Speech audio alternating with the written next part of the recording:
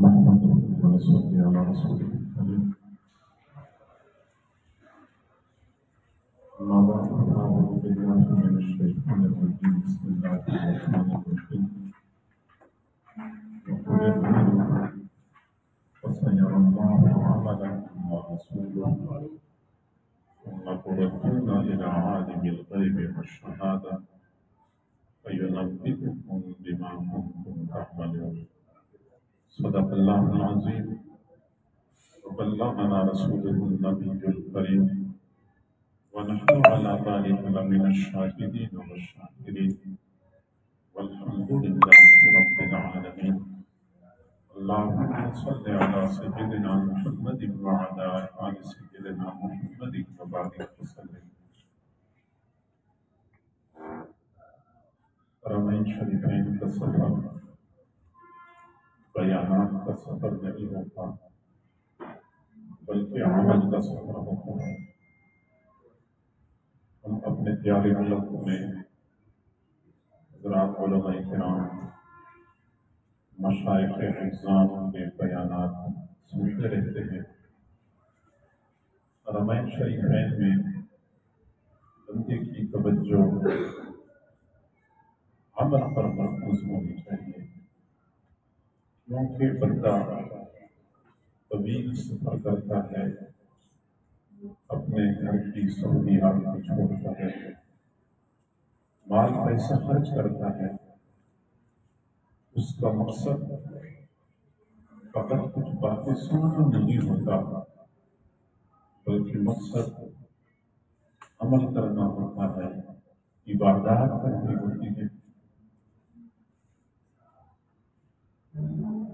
اللہ تعالیٰ نے انسان کو اپنی بندگی کے لیے پیدا فرمایا ہے اور اس کے مقابلے میں نفس اور شیطان دو دشمن بنائے ہیں.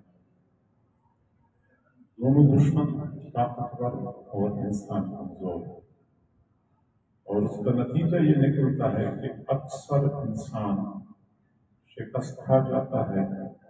شیطان اور نفس بندے پر غالب رہتے ہیں.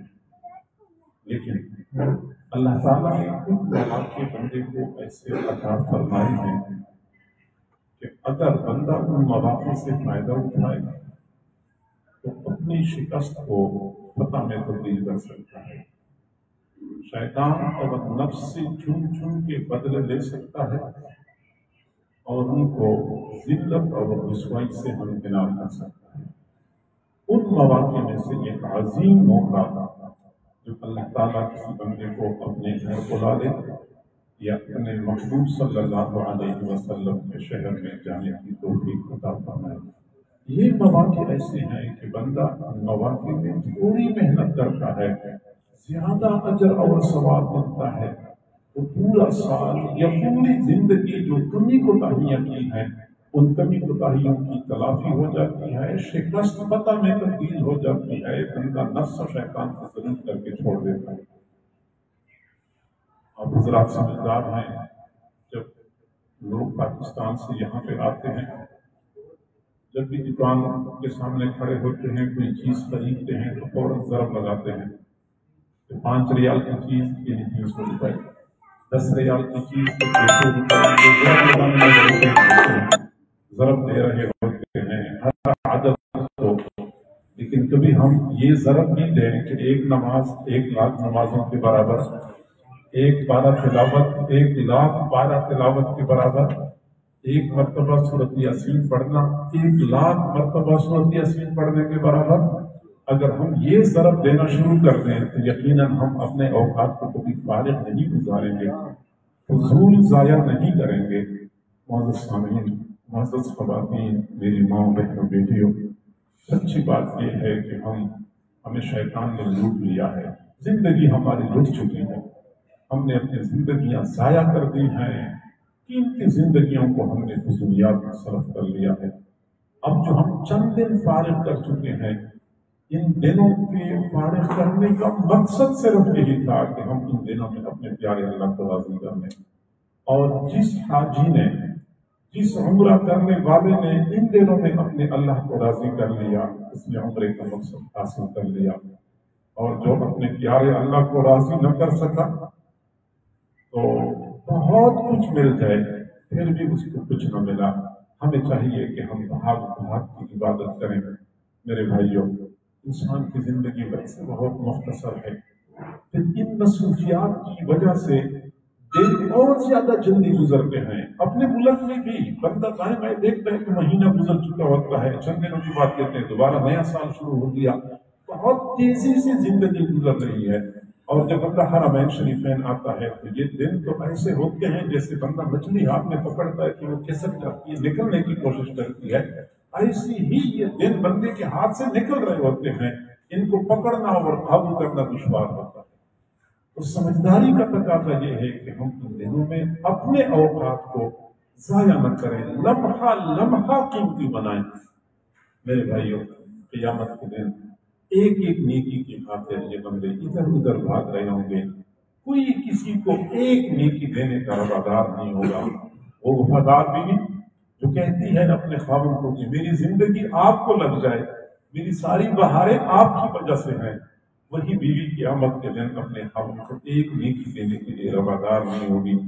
وہ ماں جو اپنے بیٹے کے لیے بات بات پہ میں صدقے جاؤں کی باتیں کرتی ہے، وہ ماں بھی اپنے بیٹے سے دور بھاگ رہی ہوگی کہ میرا بیٹا مجھ سے کوئی نیکی کا مطالبہ نہ کرے. تو ایک ایک نیکی کے لیے ہم ادھر ادھر بھاگ رہے ہوں گے. اور یہاں پہ لمحوں میں لاکھوں نہیں کروڑوں نیکیاں ہم کما سکتے ہیں اگر ہم فائدہ اٹھائیں.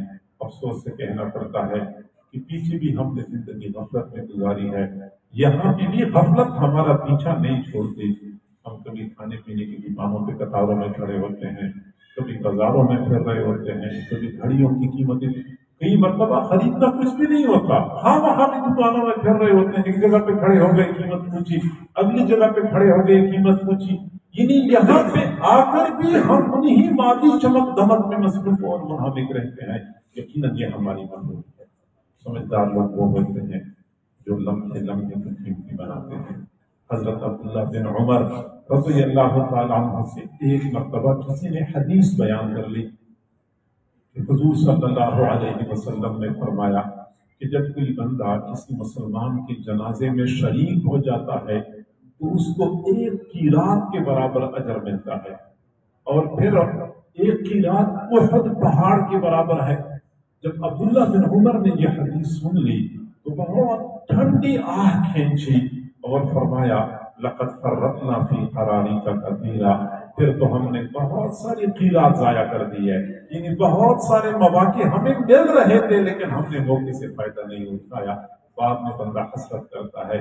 حضرت عبداللہ بن عمر رضی اللہ تعالیٰ عنہما اونٹ پہ سوار تھے، سفر کر رہے تھے.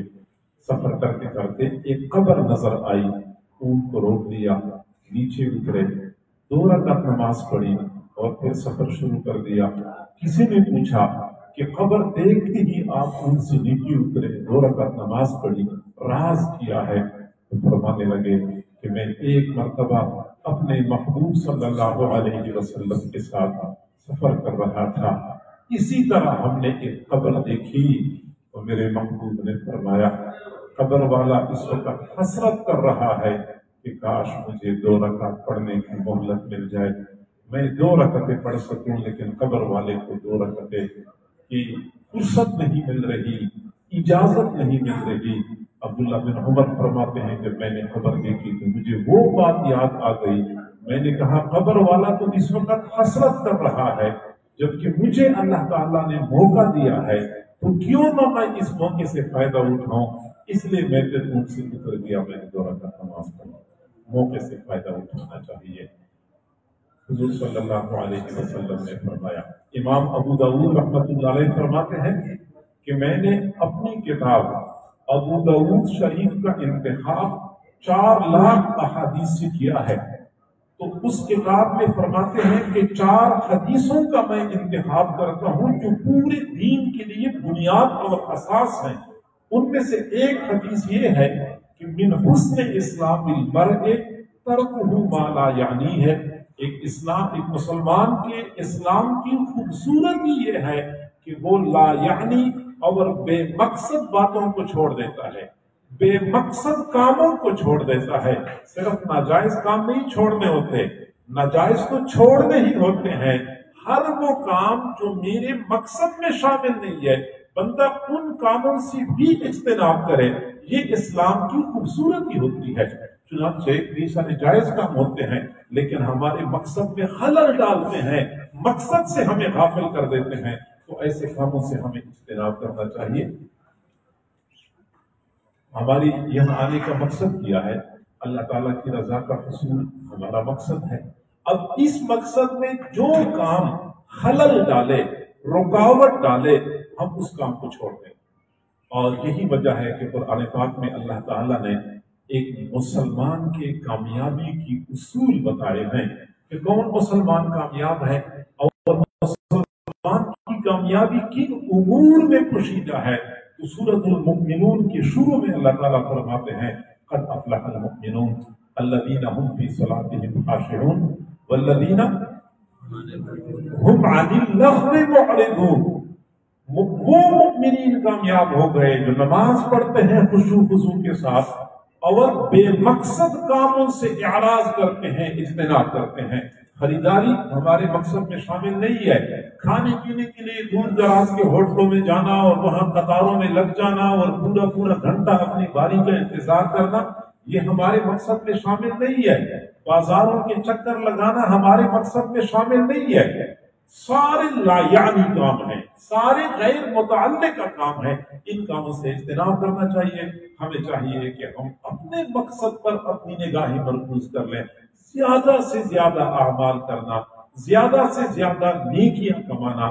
کیونکہ اس طرح روایات میں آتا ہے کہ جب بندہ نماز پڑھتا ہے فَصَلِّ صَلَاةَ مُوَدِّعٍ، نماز ایسی پڑھو جیسا کہ زندگی کی آخری نماز ہو. پتہ نہیں اگلی نماز تک ہم پہنچ سکیں گے یا نہیں پہنچ سکیں گے. ایسے ہی ہم لوگ یہاں پہ آئے ہیں. بہت سارے لوگ بس یہی بات کرتے ہیں کہ اگلی مرتبہ آئیں گے تو زیادہ اعمال کریں گے. پتہ نہیں اگلی مرتبہ ہم یہاں پہ آ سکیں گے یا نہیں آ سکیں گے. ہمیں چاہیے کہ ہم اس دفعہ ایسے اعمال کریں، اپنے آپ کو اتنا تھکائیں کہ حق ادا کر دے، دل مطمئن ہو جائے. کئی مرتبہ ہم دنیا کی خاطر بھاگتے ہیں، پسینہ بہاتے ہیں، اپنے آپ کو تھکا دیتے ہیں. تو اگر دنیا کی خاطر ہم کر سکتے ہیں تو اللہ کے لیے کیوں نہیں کر سکتے؟ خواتین اپنے گھروں میں اپنے خاوند کو راضی کرنے کے لیے، سسر اور ساس کو راضی کرنے کے لیے، مہمانوں کو خوش کرنے کے لیے صبح سے لے کے شام تک جاپانی مشین کی طرح بھاگ بھاگ کے کام کرتی ہیں، اپنے آپ کو تھکا دیتی ہیں. تو ایسا نہیں ہو سکتا کہ ہم اپنے اللہ کو راضی کرنے کے لیے اپنے آپ کو تھکا دیں.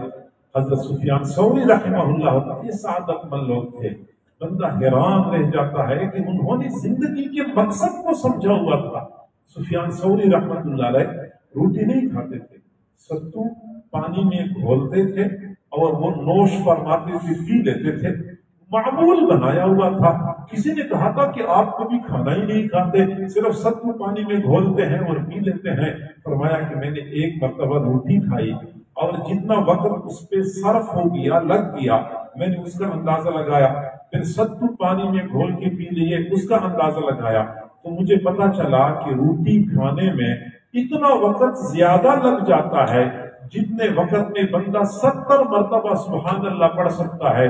تو اس دن سے میں نے روٹی کھانی چھوڑ دی ہے، ستو پانی میں گھول کے پی لیتا ہوں، وقت بچا لیتا ہوں، اس وقت میں سبحان اللہ کا ذکر کرتا ہوں. یہ سمجھدار لوگ تھے، یہ دانا لوگ تھے. تو آج اللہ رب العزت نے ہمیں موقع دیا ہے، فائدہ اٹھائیں، دل مطمئن ہو جائے. ورنہ سچی بات یہ ہے کہ یہ آنے جانے کے علاوہ ہمیں کچھ نہیں ملتا. اکثر لوگ بیچارے یہ دن غفلت میں گزارتے ہیں. حضرات صحابہ کرام کا یہ کمال تھا کہ وہ نیک اعمال میں ایک دوسرے سے آگے بڑھنے کی کوشش کرتے تھے. ان کا جذبہ یہی ہوتا تھا کہ میں دوسروں سے نیک اعمال میں آگے بڑھ جاؤں. حضرت ابوبکر صدیق رضی اللہ تعالیٰ عنہ، حضرت عمر رضی اللہ تعالیٰ عنہ کا جو مسابقہ تھا غزوہ تبوک کے موقع پہ، حضرت عمر نے فرمایا کہ میں اتنا مال پیش کروں گا کہ آج کے دن تو میں حضرت ابوبکر صدیق سے بھی آگے بڑھ جاؤں گا. چنانچہ اپنا مال اکٹھا کر لیا، 2 حصوں میں تقسیم کر لیا. آدھا حصہ اپنے گھر میں رکھا اور آدھا مال حضور صلی اللہ علیہ وسلم کی خدمت میں پیش کر لیا. وہاں پہنچے تو پتہ چلا کہ میں ابو بکر صدیق کو پیچھے نہیں کر سکتا، کیونکہ وہ تو اپنے گھر کا سارا کے سارا مال حضور کی خدمت میں پیش کر سکتے۔ یہ وہ جذبہ ہوتا تھا کہ میں دوسروں سے زیادہ نیک اعمال کروں۔ مشہور حدیث ہے کہ صحابہ کرام میں کچھ صحابہ تو وہ تھے جن کو اللہ تعالیٰ نے مال پیسہ دیا تھا، ایمان کی دولت بھی عطا فرمائی تھی، چنانچہ وہ نیک اعمال زیادہ کرتے تھے، مال پیسہ زیادہ استعمال کرتے تھے اللہ کی رضا کے لیے۔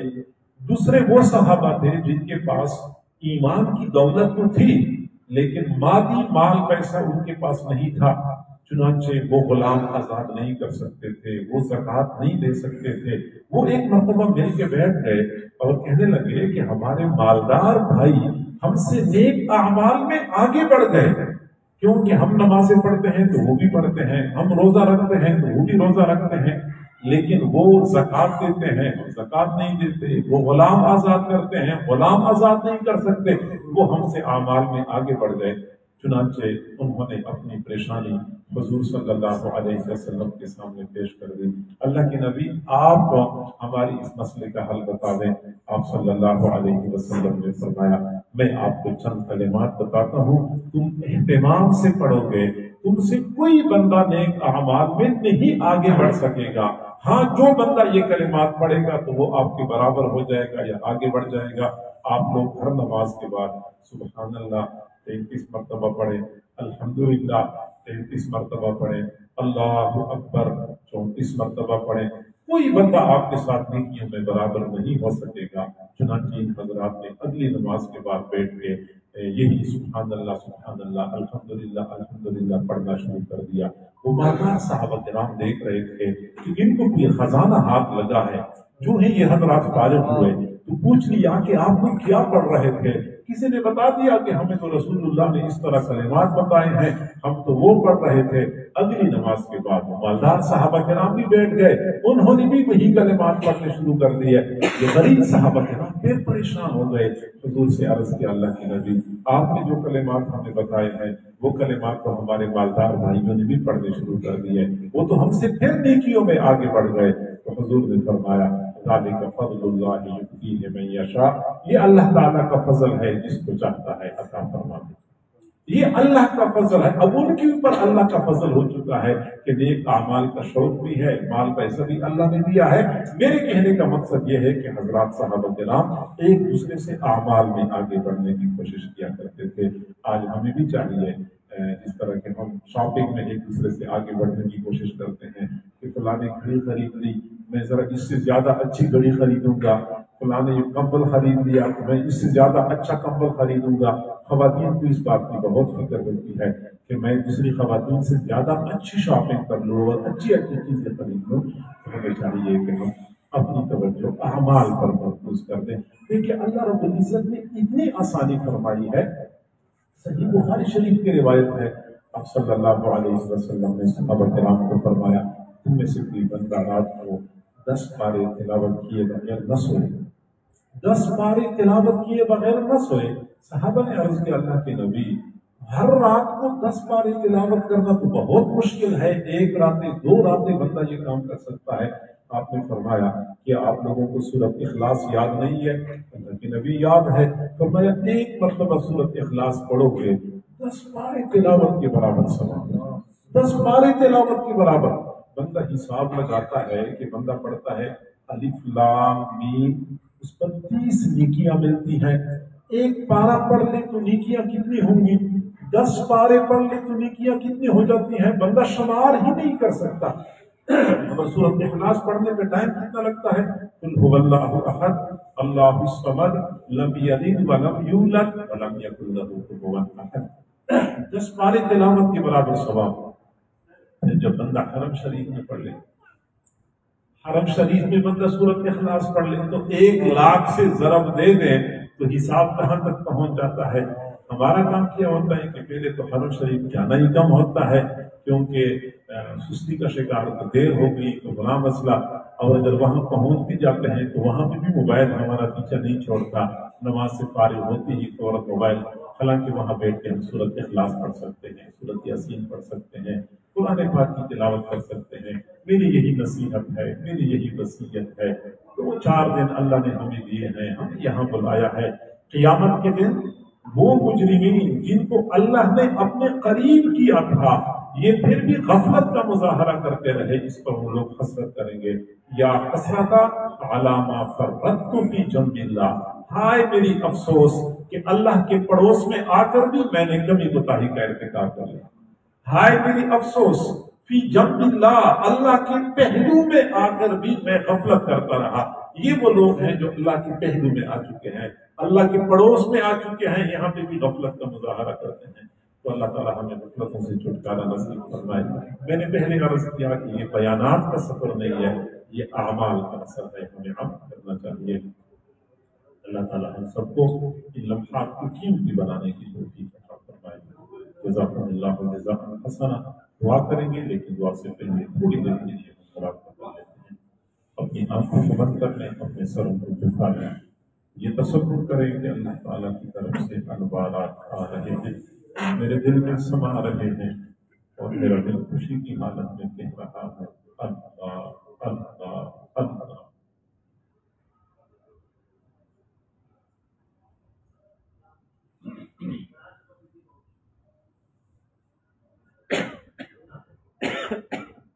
ہر خطا پہ شرمسار ہوں میں،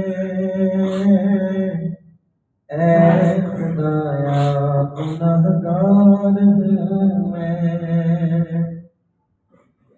ہر خطا پہ شرمسار ہوں میں، اے خدایا گنہگار ہوں میں۔ جان کر بوجھ کر جو کیا ہے، جان کر بوجھ کر جو کیا ہے پتہ مجھ کو اس کی سزا ہے پتہ مجھ کو اس کی سزا